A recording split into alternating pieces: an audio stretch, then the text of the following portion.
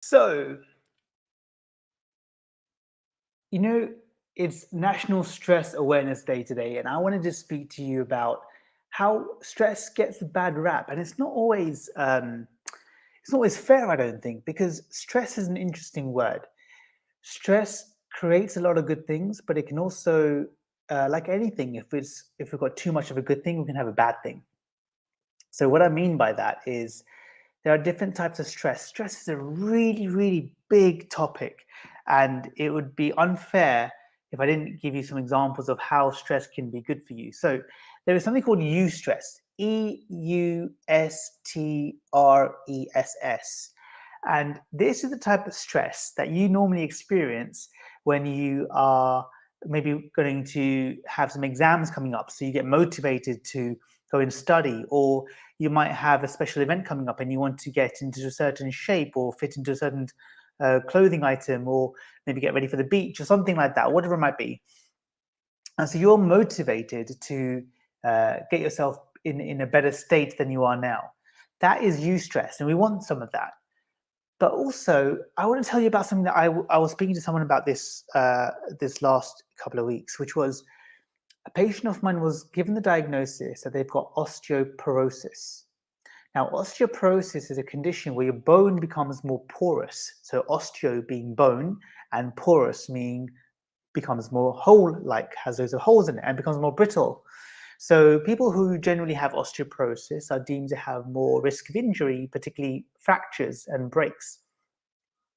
And we used to think that this was a one-way street, that you couldn't reverse this. But in recent years, research has shown that actually osteoporosis is reversible. So we've got three phases, if you like. You've got normal bone, you've got osteopenia, which is you start getting a weakening of the bone, and then you've got osteoporosis at the end. And so rather than being a one-way street, now we know we can go the other way too. And the way you do that is stress. You have to stress the bone and give the normal physiological processes an excuse to make the bone stronger.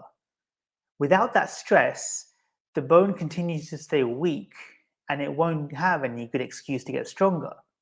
So, this is a good example of where stress is really good for us because we want that compression.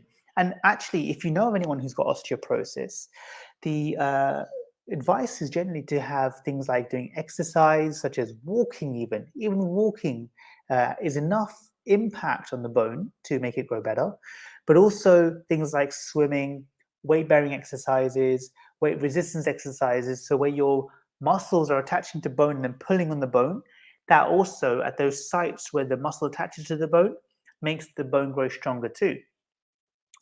But you know what? Aside from just an example uh, of conditions such as that, I also think about us in terms of just the chemistry that we're in.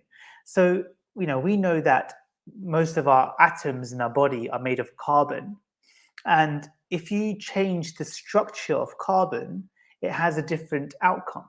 So, for example, if you were to organize carbon atoms in a certain way, the molecular structure could end up looking like coal, so the black sooty stuff. However, if you compressed it under intense amounts of pressure for a long amount of time, it would change the molecular structure and the way those atoms are, and you end up with diamonds. So, what a cool example of where mechanical compression over thousands of years is going to change the complete outcome. And I like to think of that sometimes as like how we are. And I think sometimes when we feel that life is getting on top of us and it's feeling heavy and you've got this weight on our shoulders, sometimes it's nice to remind ourselves we're full of loads of carbon.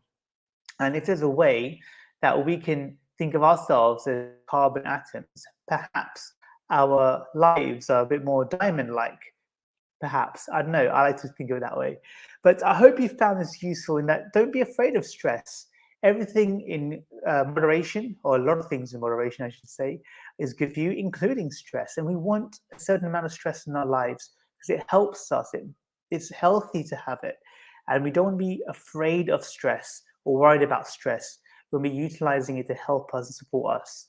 If you've got any questions, please do put a comment below. I read all of your comments. If you've got any questions that you want to ask me privately, I always read all of my messages that I receive in my inbox. So please do reach out to me.